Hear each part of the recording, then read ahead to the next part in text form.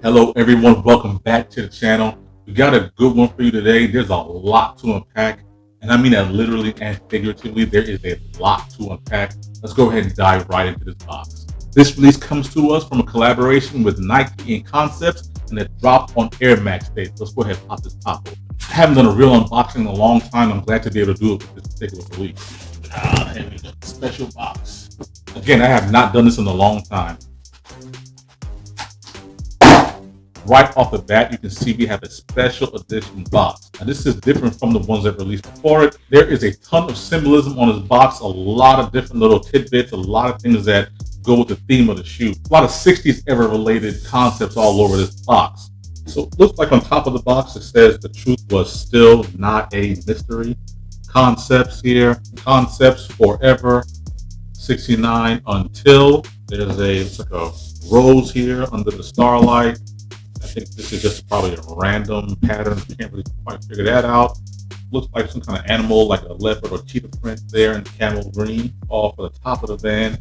Again, there is that Sphinx and the pyramid. Clear mind and fresh there. Nike, life and love. Concepts heart with the flames around it. Moon probably with the concept C. Again, there's the wheels, a van. The van was symbolic because we had a bunch of young kids pretty much pooling and caravanning to this. And what better way to get a bunch of musty teenagers and young adults into a festival to smuggle them all in the van? WPF, when pigs fly. I guess that's a saying that pretty much something that will never happen. You say, well, I'll do XYZ when pigs fly. So here they are, the pigs flying. So maybe it'd be possible, but the impossible can actually be possible. Figured out what that part was. The HU is actually on this side, and it says HU, manatee, humanity, on this side of the box. So I'm slowly unraveling the mysteries of this psychedelic band box. And on the bottom, there's no catalytic converters. There's no exhaust pipes. It's everything that's been on the shoe just warped into this pattern. There it is. There's the Air Max far out. Pop the actual top open. Again, very nice. Flip on top. Again, on the inside, it's psychedelic. A lot of tie-dye looking things, warps and curvatures. They look pretty dope, I must say myself. Very special, very, very, very nice box. Taking out the box within inside the box, there's more of the symbolism, and everything that's pretty much on the outside of the box is contained within, just warped all over. Now, again, if I'm not mistaken, this is actually the box that all the other shoes came in, and I'll go into those a little bit in depth later on. But here you go again, Nike with the paisley, tie-dye, all types of stuff written on there, in place of the orange and white typical Nike box. On the side, it does mention that this is a collaboration with Concepts, as well as on the other side. Now, someone initially asked in the video what these symbols were. If I'm not mistaken, these symbols were actually on each individual ticket for Woodstock. If I'm not mistaken, the Woodstock Festival was a 3-day fest, and day 1, 2, and 3 had these symbols on each ticket for that corresponding day. Flower swoosh, and the size tag reads Nike Air Max 1 SP. Wild violet, multicolor sales and everything Nike. So, I mentioned there was a lot to unpack. Let's get right into it. First item in the box looks like a bandana, concept logo and peace sign off. Pulling that bandana up. Love or confusion. 1969. Concept with the peace symbol all over. Looks pretty nice. Then we have Concepts, van, bumper sticker, another sticker, Concepts, flower and water maybe. Concepts in the middle of the peace sign there. I think that's pretty nice. More stickers, man. Very psychedelic, very 60s. This I thought was pretty cool. So this is a concept album. And I'll be honest with you, I was very close to getting a little mini record player from Amazon and actually playing this to see what's on it. Now, I still may do that. I don't know if anyone on YouTube has done that yet, and it would have been cool to be the first if it hasn't been done yet, of course. But this is, again, side A and side B of these little 45s, I guess. I've not seen a record player in quite some time that do know that they make them, and they have little, maybe toy ones or just little miniature ones that are for nostalgia's sake. That I'm curious. Maybe this does work. Maybe this does work. We'll see. After further inspection, you got to forgive me because I'm old, but not quite that old. Taking a second look at these things, I'm actually not sure if they're real vinyl or not. I'm pretty sure they're not vinyl for real. It's been a long time since I've held vinyl in my hands, and this does not feel like it. It really feels like just a hard piece of plastic. It probably could just be some kind of coaster or something. Who knows? I mean, either way, I appreciate the effort. I'm gonna dig into this some more and maybe do some more research. And if I find out what it is, maybe I'll post about it on Twitter. But in the meantime, yeah, I don't think these are actually vinyl records. Would have been cool otherwise, though. So I believe this is the rain poncho. This is polyethylene concepts rain poncho right there in the set. It's a sticker in there, I guess, and it's a white clear rain poncho. Concept air freshener. I can't smell anything through the plastic, but it says midnight on it. I wonder what midnight smells like. I guess it depends on what your evening is looking like. And lastly, another sticker that says concepts on it. So, again, it's a lot of stickers. A lot of people may not understand what's going on with this, but the presentation and execution of this set is pretty nice. I think it's a dope concept from concept, and it makes me more excited to get into the shoe. So let's get right to it. Got a paper, yeah, it's paper with concepts all over it. And now, ladies and gentlemen, I can give you my regular intro to the shoe. I'm pleased to present to you the Air Max 1 concepts. Far out. Now, this is a very nice shoe, and where do I start? So now, again, this is a collaboration between Concept Boutique and Nike. Now, there's three parts to this I really want to talk about. I'm going to talk about the shoe as far as an Air Max 1 as a silhouette. I want to talk about concepts as a boutique, and of course, I want to talk about what's going on with this concept of the shoe. Yes, indeed, the Nike Air Max 1 originally debuted in 1987. I believe this was designed by Tinker Hatfield initially as a running shoe. This shoe was initially made of synthetic felt and nylon materials. I think the year after, in 1988 or so, that's when the shoe came in leather. But again, the shoe was initially designed for a run. Flash forward, there's a bunch of different materials on this particular shoe. Most prominent material on this shoe is the denim. Now, as I mentioned, this was a collab with Concept, and Concept released 3 colorways, and this is the third and final colorway. The other 2 being the mellow and the heavy colorway. Now, I believe it is the heavy, the denim is different from pair to pair, and probably no 2 pairs are going to be the same. Now, I might be confusing that with the mellow one, but either way, the point still stands. The denim is different between those particular pairs. On this particular pair, the denim is exactly the same. So a direct correlation, the denim on this particular shoe represents the denim that the partygoers wore during the Summer of Love in '67 at the Northern California Folk Festival. And that goes for a lot of the elements on this shoe. Paisley, or the bandana print, is a prominent staple of what people would call hippies back in the day, and they wore a lot of paisley and bandana. This particular one from the Concept website, it says that this bandana print was to mimic the guitar strap that a lot of performers, again, during that Northern California Folk Fest. A lot of people, are also related to shoot to Woodstock, which was another huge, massive, one of the biggest, concerts in American history as far as its notoriety and fame. Digging back into the shoe, I guess we'll go ahead and start from the bottom up. So you can see this light brown colorway, which again is to symbolize the mud. That's also on the Concept website when they describe what the elements in the shoe. In Northern California, especially the San Francisco area where the Northern California Folk Festival was, there was a lot of mud there, a lot of unpredictable weather. That led to a lot of rain, and people get to trampling around and get a lot of mud on their shoes. So coming up to the sail midsole, I try to zoom in there. There are paint splatter, which is meant to depict mud from people kicking it up and having a good time. So again, that's mud right there, even on the insole, the entire bottom, and the bottom of the midsole. Moving up to this purple bandana colorway, again, as I explained, during that time, bandanas were a very popular staple, a very popular accessory amongst people, and they wore it. And Concept and Nike put it on this shoe. Coming up to the denim, again, denim represented, a lot of the jeans, a lot of make love, not war. Folks wore denim jeans, and made right here on the shoe. Pretty self-evident, pretty obvious with that. Again, those 3 symbols. If I try to zoom in there, those 3 symbols again represent the ticket symbols that were there for the 3 days of Woodstock. That's what I believe. I got that from a second-hand, third-hand source. I don't know anybody that went to Woodstock, but hey, that's where it's at. Right in front of the tongue, there is this bovine fur, real, authentic, genuine bovine fur. Now, I actually borrowed this from Sneaker Fetish's video, and I think he's actually pretty correct that in the Woodstock Festival, the festival was so big that it started to expand to the lands around it. Consequently, there were some cows, livestock, farm animals on that other land, and people started mingling with the cows. Again, this is the make love not war era.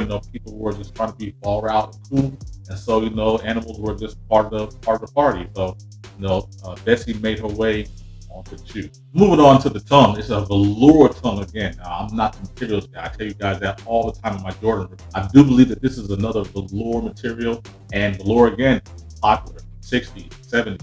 It's denim, it's velour, it's shag rugs, it's wallpaper, that time, that space, that era, it was all types of different materials that was really part of the culture, and they are regurgitated and just thrown up on all over the shoe. But I think it's pretty dope concept and execution. Again, on that tongue tag, there's a 1970s era Nike tag that's got a little bit of a twist to it with that concept logo on it. So again, if you had a shoe in the early 80s, I think 1970s, this is what it would look like. That orange swoosh there with the old school Nike tag. At the top, the main eye stay, it looks like it's surrounded in corduroy.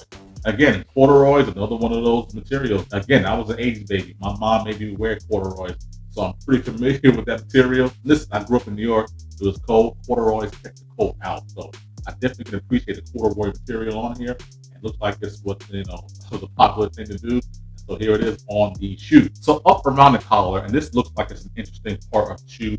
It looks like there's a Native American patterning on here. Back in the day, especially the 90s, you can get these, fake or these faux blankets or throws that had this Native American quilting or paneling on it. And that's pretty special. It's pretty cool. You know what I mean? There were some indigenous peoples. There were people that were been protesting since the dawn of time, especially during the 60s when oppressed and minorities really had their voice amplified during that time. They had people who thought free love and make love not war on their side to really amplify their voice. And it looks like that particular segment of people got to have their culture displayed on the shoe. And I'm not sure how people particularly feel about that. I think it's a great homage to that time and space where people can stand alongside others who didn't necessarily look like them and celebrate them and champion their cause. It looks like that that particular concept made it on. Coming around the backside, there is the Nike Air on the back with these little frillies here. So again, that concert, that festival was really a wild time. If you wore your Sunday best there, they were not going to make a home in one piece. So I think that's kind of what symbolizes with these frayed Nike, thread here, that you were going to have a great time, but your clothes were going to get jacked up in the process. But that's okay. It was the summer of love. Everybody was doing it. So I'm not quite sure why the swoosh on the lateral side is these three colors being blue, green, and light green. I'm sure there's a method to the madness there. In this particular case, I'm not quite sure what it is, but it does give a nice contrast to the denim as well as the paisley tidbits. On the other side, the swoosh is made of flowers. Now, one of the big slogans was flower power. And again, the flower power was spoken by people who called themselves, or were even called by other people, hippies. And hippies were, again, the people that thought free love and make love not war. For the millionth time, I'm going to say that was the prevailing thought. And that was really an era where people were just trying to be free. Again, this is an era during the Civil Rights Movement. This is an era smack dab in the middle of coming up with the Vietnam War and actually being in the Vietnam War from the States. So a lot of turmoil, a lot of controversy, a lot of people who were opposing some of the actions that our government was taking place at that time. And they wanted the freedom of expression. They wanted the most biggest, brightest, boldest, colorful clothes they could wear to differentiate from the straight-laced folks who were, pulling strings and the army fatigue green that our boys were out there wearing. I men and women at that time, I guess. So I definitely understand why this shoe has all these tidbits on it, and that flower power was one of those things that really got people motivated to go on it. On the right shoe, we have attached two spare pair of laces. And I believe that this particular pair is again made of a velour or some kind of felt material, which is probably felt. And then this one has, I think, a nylon lace as opposed to a cotton. It feels like a nylon lace. I believe that's the same thing that is contained within the shoe laced up. I'm going to attempt to do a how to style video. And I think I'm going to go ahead and throw the white laces in there for ease of use because, I'm a non-dresser, but that's okay. But I think the nylon white lace will be the easiest to get the shoe off. And I don't think that throwing the felt lace in here is really going to make a huge difference considering this other nylon lace is already. On the inside of the shoe, there is the Concepts logo on that insole, and there is that blue colorway with a bunch of other colorways in it, signifying this psychedelic shoe. And that is pretty much it for this particular release. Well, actually, guess last but not least, this particular shoe does have a guitar pick on it. Again, this guitar pick symbolizes the music festivals, be it Woodstock or the Northern California Festival of Folk or Folk Festival, whatever you want to call it. This shoe, some of the heavy hitters, it's obviously before my time, but Jimi Hendrix, Janis Joplin, Johnny Cash, I guess, Bob Dylan, these are all famous guitar players. Yep, this is a classic pick with the Concept logo on one side and the Nike Check logo on the other. So again, this is just one of 3 releases in the Message to the Universe collection from Concept. Now again, Concepts has released a long line of collabs with Nike, including the Turduncan and the world famous Purple Lobsters, which go for an insane or an obscene amount of money these days, especially with that special box. And again, those other 2 releases were the Mellow and the Heavy. So people are going to rate these how they want them. I think a lot of people have these as their 3rd most favorite, even though they have the special box and they were the last sort of drop. I think people have these as their 3rd most. I'm going to go ahead and put the other releases up here on side of me and let you be the judge of them. So do me a favor, go down in the comments and let me know which is your favorite release in the Message to the Universe collection from Concept. And Concepts is a boutique that I believe started sometime around 1996, where they wanted to take skating and fashion and kind of mix them together before it was cool to do so. And they've actually expanded from Boston to New York to Dubai, all the way to Shanghai, China. So for me to be able to get this shoe, it's pretty dope. I'm not particularly sure how many pairs these was made, but I don't care. I wanted to get my pair. I'm super excited to have it. And that's pretty much it. At least all I'm prepared to talk about for the shoe right now. I mean, the shoes should speak for itself. I want to give you guys a little bit of a backstory. I want to give you a little bit of the history on the Concept as a boutique, give you a little bit of history on the Air Max 1 as a silhouette, and give you some deep dive into the Message to the Universe collection from Concepts and Nike Collab. So there you are. There you have it. The 3rd and final release from the Message to the Universe collection, the Nike Air Max SP Concepts Far Out. And I'm going to go ahead and get these guys on feet, because I think that's what you really came here for. I'm going to put these guys on feet, walk around in them. I'm going to swap the laces out so you guys can get a good gander of what the white laces look at. I don't think you particularly need to see this particular lace. I don't think so. I don't think it's going to do much for the shoe. It's probably not going to do much for you. So I don't particularly care about resale, because if I miss out on this shoe, I would be paying resale for them. But if these is just these, this is what you wanted, this is what's in your bag, I think these shoes are retailing somewhere around $300, maybe $350 at this point. I'm not quite sure. This is the special box version. And, I'm not sure what these shoes are going to go for in the future. Take a look at the Purple Lobsters or some of the Kyries. I think New Balance has some classic concepts, and that'll give you kind of a hint in the direction they're going to go. I'm not sure what the Mellows or the Heavies go for right now either. But if you want these, probably a good time to get them now. They're just now showing up in people's hands. So the price could fluctuate. I'm not really a resale guy. I mentioned it because I'm sure some of you do care about it. Not a bad shoe. Not bad at all. Probably a great shoe for the summertime. I'm going to find out if they're easy to rock with a bunch of outfits, so stay tuned for that. And until the next time, I got more heat on the way, guys. I appreciate you guys for sticking in there. Do me a favor, hit that subscribe button, hit that notification bell, do that good stuff. I can't remember or not, but this might be my first non-Jordan review in a long time, if ever at all. And glad it's these guys. Need to stay home. They're about to go up in my shoe sanctuary. And this has been the Air Max 1 Far Out. I appreciate you guys. Go outside. I'm out of here.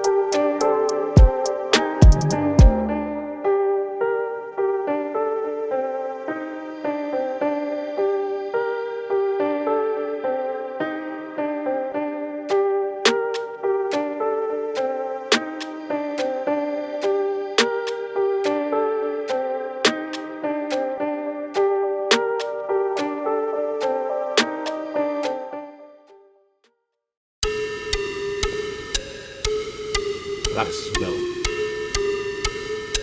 Oh, the original cut. There it absolutely is. I might like it better than the 2020 version.